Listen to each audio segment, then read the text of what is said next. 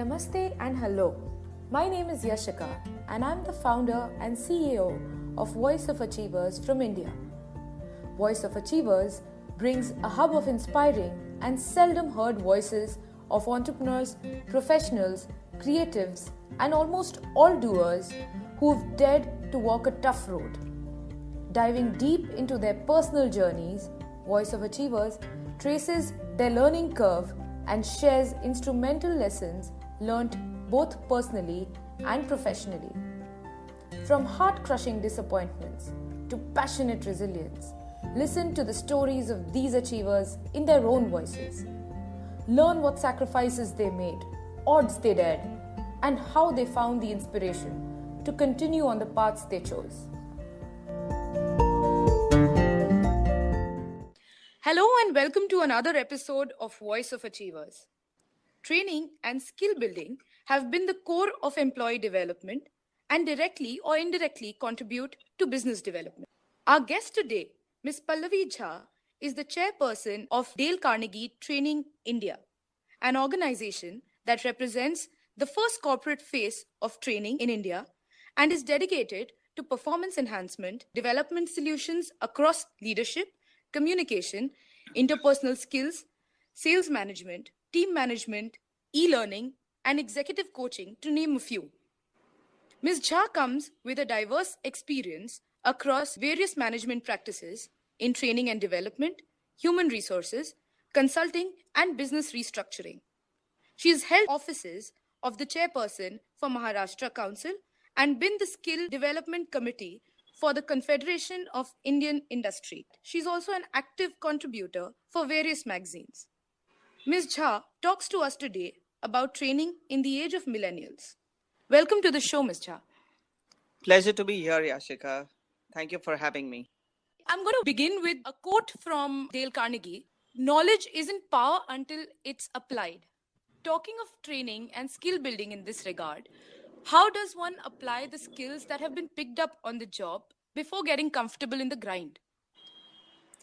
Yeah, so I think that's a very topical quote that you've actually picked up. And Dale Carnegie, I would say the original gurus of the self-improvement industry about 107 years ago. He started his practice and wrote that famous book, How to Win Friends, Influence People, which almost shaped the American society, as the history says. The truth of the matter is, especially in India, we have been people who are focused on achieving hard skills. We like our children to become engineers and doctors and accountants and lawyers. But in all of these, we have to learn how to apply our skills to be successful. So it's the same, story continues in the workplace, is that you can be extremely knowledgeable. You can be one of those brightest R&D scientists that coming up with the best breakthrough invention that can change the marketplace forever. But if you don't have the ability to actually communicate that and get people to buy into your concept, that really doesn't get you far. So that simply tells you that it's not just about having the knowledge, but the ability to actually apply it and then take it one step forward. Is once you apply it and you develop something, whether it's an idea or a concept or a strategy or a plan, you have to get somebody else to buy into it to make it successful. So you need a little bit of an additional communication skill and a persuasion skill to make that work for you. Street smartedness, I'd say. Yeah, absolutely. You got to be street savvy. Street smart sometimes is seen as a word where you're looking at a quick gain. But to be street savvy, to be able to make sure that whatever you do isn't just one theoretical idea, but you want to make it practical, you want to make it work, then you have to work with people who can help you get there.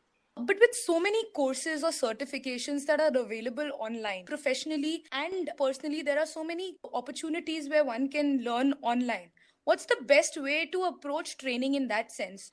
I think it's a wonderful trend that there is so much available online to learn. It's what I call as democratization of learning. There's things available for every, budget, every wallet size, every interest. Now, the way I look at it is online is a great medium to get familiar with the subject, figure out how deeply interested you really are in that. So it's a great starting point, though there are many courses that are even more advanced. And the advanced courses are particularly effective on stuff what we call as knowledge-driven courses. But when it comes to skills, and I differentiate between knowledge and skills. So there is the theory of something and then there is the application of something. And when it comes to soft skills, I think online can only introduce you to the ideas, but you have to get offline and in real world and start practicing the skills. Now, what kind of skills exist? I mean, swimming is a skill, but so is leadership a skill. So is communication a skill. So is negotiation a skill. And those things happen when you actually practically start practicing them. And then if you have an expert who coaches you and gives you further guidance. So there's a lot of action learning that's required in a skill.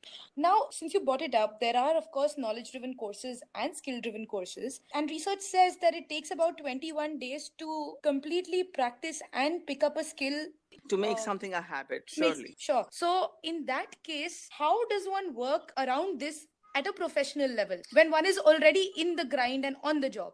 So I'll tell you how we at Dale Carnegie approach this. There are two ways we have of delivering our programs. One, our classical methodology is what we call as the time-spaced programs. And these are really maybe half a day or a 1 day a week. And every week you complete this course over 8 weeks or 12 weeks. That's our classical methodology. And that's what our core approach to training is. What it allows you is to actually learn something in the classroom, practice it in a classroom environment. The coach is coaching you. And then during the week, you actually have to go and apply it. And you come back the next session and you report it and you get further coaching on what you could have done better. And then over a period of 8 weeks, you actually are able to master something into making it a habit for you. So that really becomes a skill that's well honed. The other way, of course, is sometimes given the constraints of time and availability, we do have maybe 2 days and 3 day programs, what we call as seminars. But then we do have our trainers actually spending more time with them after the 2 or 3 days, saying, give us a real example when you're actually going to apply this at work. Suppose, for instance, you choose to do a presentation skills program.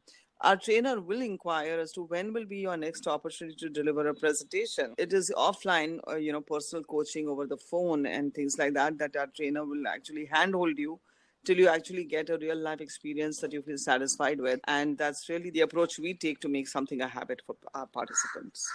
Of course. So what I take out of this is that a mentor or a coach is essential. Yes, I mean, even Sachin Tendulkar needed a coach in cricket, right? So a coach for any skill is a given, especially if you're learning something. I mean, you can always be a prodigy and figure things out on your own. And then there are some people who are quicker learners and some people who are slower learners. So it depends on what kind of input you need. But yes, sometimes you need an expert. A coach will tell you how to do something better. I'm going to ask you 5 professional and 5 personal skills to thrive in 2019. So by professional, do you mean hard skills, technical skills, or are you meaning including soft skills? Including soft skills. Okay, so you've got to understand what the world looks like. And the world today is the most popular term that the HR people use is the VUCA world. VUCA stands for volatile, uncertain, complex, and ambiguous. That's really the reality of today's world. It's extremely unpredictable. There's a lot of disruption that happens, and this disruption can happen on account of, say, technology, can happen on account of, just like how suddenly there's a lot of talk about how artificial intelligence and machine learning and robotics is going to actually replace jobs.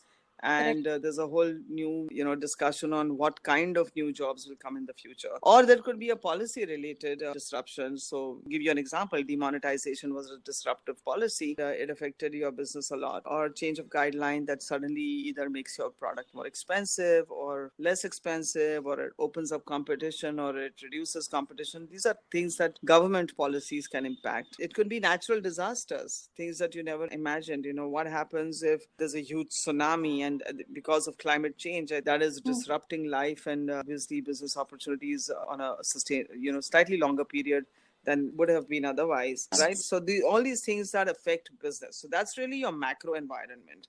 So what really as a business you need to really do is about embracing disruption. You've got to really be prepared at the back of your mind that there's going to be an uncertainty, forcing uncertainty that might hit you from nowhere. and be able to live with that volatility. So I think embracing and thriving in disruption is going to be one of the key characteristics for businesses, which necessarily means that you have to be agile. So agile corporations is really what everyone's talking about, is how quickly can you pivot to the new reality and succeed in that environment, which naturally then calls for making sure that there's a very strong learning and development approach, because every time there's a change, you got to learn something new. And so, continuous learning environment is what organizations have to offer. And at the end of the day, it is people who's going to deliver you business. It is people who will take a decision on what's the algorithm that goes into an artificial intelligence program or into a robot, or give that experience to your customers that will make your business thrive. So in that classic question that is always asked of businesses, is it customer first or employee first? I stand on the side of employee first, because if you treat your employees right, they will in turn treat your customers right. So really focusing on the employee experience is important. And in the middle of all of this, it's really this building a solid leadership.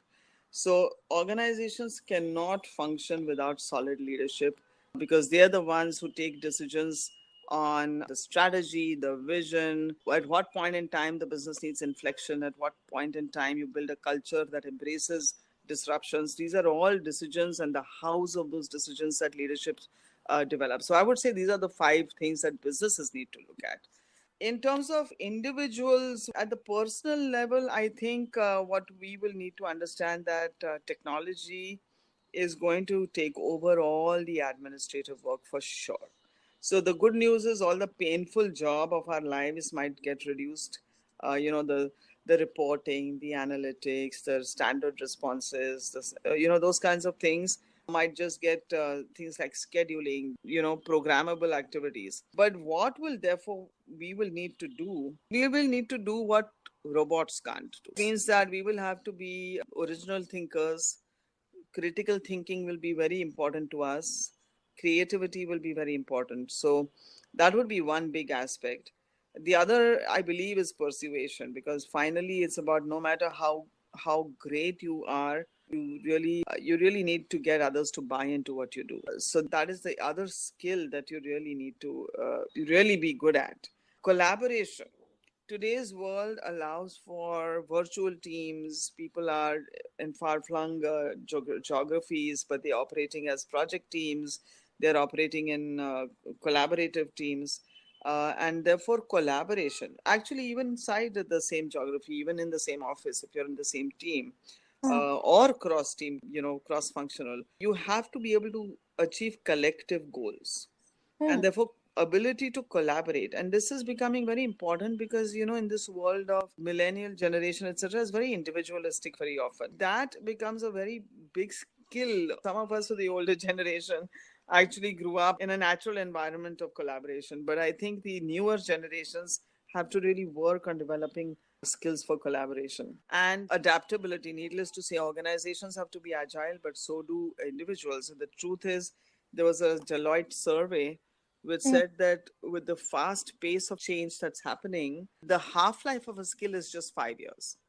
So whether you're an accountant or a scientist or an engineer or a lawyer or whatever, things are changing so fast that what you knew today will only take you far for another 5 years. And 5 years later, you need to know something new and different. Classic example, for instance, is, till 2 years ago, there were experts in excise duty and tax experts who had practices focused only on excise duty. Suddenly, regulation changed and we moved to GST. It's a completely new tax law, extremely complex. And people are suddenly jobless, because that all that knowledge and expertise they may have gained over 20, 30 years, and the reputation and practices they gained over 20, 30 years is totally disrupted. And so they have to quickly learn something new to stay relevant. It's the same happens in the IT world. I mean, there's so much innovation on technology. It changes so fast that what you know today will be irrelevant literally not even 5 years, maybe 3 years from now. So continuous learning and adaptability is very, very important. And in the midst of all this, I think a classical one is always time management. So, to be able to, that's a perennial, I think it's an evergreen one. There will be always multiple demands on your time. Today we don't anymore talk about work-life balance. We talk about work-life integration because of smartphones and laptops and everything. We may be at work, but we are also checking our Facebook accounts. And we may be at home, but we are also replying to emails. It's almost like you're on tap 24 by 7, whether it's your personal life or it's your work life. So these, multiple demands continuously, you have to be even better and smarter at managing your time and prioritizing well. So that's, and keeping at the back of our mind that the theory of multitasking has been debunked. And we all know that multitasking is really, the human brain doesn't allow you to do that. We are not becoming multitaskers. We just need to manage our time better to know what tasks we can do at a time so that I can do multiple tasks over a period of time, So that's the new view. I'm just going to dig slightly deeper on collaboration for remote teams. Now, if teams are in the same area or in the same location, team building activities or team outings, they do the trick. But considering there are remote teams, how does one achieve collaboration in that sense? Virtual teams is such an interesting thing, and I think it's sometimes a leader's nightmare, but it can also become a leader's opportunity. The thing about virtual teams is that you need to create a common purpose and a common goal. And in Dale Carnegie, that works so beautifully. We have operations in 90 countries. We come from different cultures. We come from different time zones. But yet, few of us will get together on a particular project or, on a particular committee, and then we will have to work on it. We might meet just once a year. But when we do meet, there's so much that has happened already together that there's a great sense of camaraderie, great team spirit, and we almost know each other and we are friends. How is that actually achieved virtually when you're just meeting over a video conference, maybe once a month or sometimes even once a quarter? Really first is create a very clear common goal. You really need to have a common goal. I dare say this is the same for geographically together teams as much as it is for remote teams. And the other piece is really frequent communication.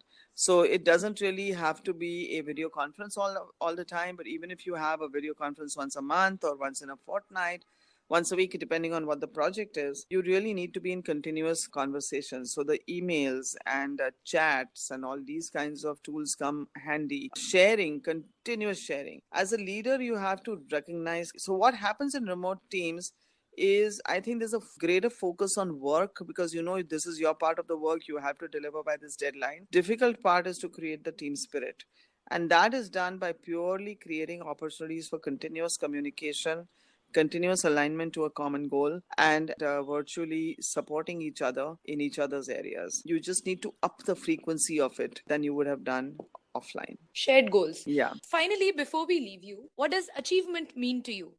Good. For me, achievement there is one very easy definition, and then my personal philosophical approach to that. The easy one is, of course, if you've set yourself a goal and you've achieved it, that is achievement. For me, achievement also is, at a philosophical level, discovering what you need to improve continuously on and whether or not you're improving on that. So very often, my personal philosophy is sometimes goals are set. Very often, goals are set with a lot of ambiguity and question marks within the goal setting process.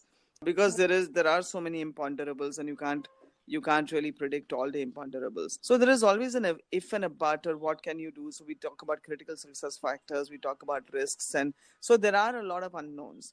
The question here is, even if you finally miss a goal, is it because of something that was done poorly, or is it despite your trying your best efforts? So for me, at a level, I think if you put in your best efforts, you've been unsparing on yourself, you will still have an achievement because you would have learned why you did not achieve the goal, and there's a learning further from it. So if you've been an agile team that has been responding continuously and improving your course at very quick intervals to get as close to your goal as possible, for me, that can also be a defined achievement. It can be simplistic to say I'm supposed to achieve X, I'm supposed to achieve 100, and I've achieved 100, so I'm an achiever. But I may achieve 90, and it doesn't mean I'm a loser if I can see a continuous and fairly strong improvement in everything that I'm doing. Great thought. And thank you for sharing your experiences, both personal and professional, with us. Thank you. It was a pleasure talking to you.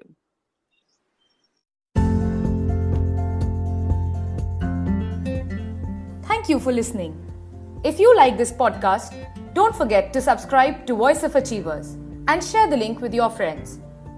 Tune in for brand new episodes every Sunday at 11 a.m. Stay updated and stay connected by following us on Instagram at Voice of Achievers. You may also send us guest suggestions or topics that you'd like us to cover with our guests by writing to us. Send out an email to editor@voiceofachievers.com with your name followed by your suggestion. Trust me, we are listening and we cannot wait to share more such voices to empower you.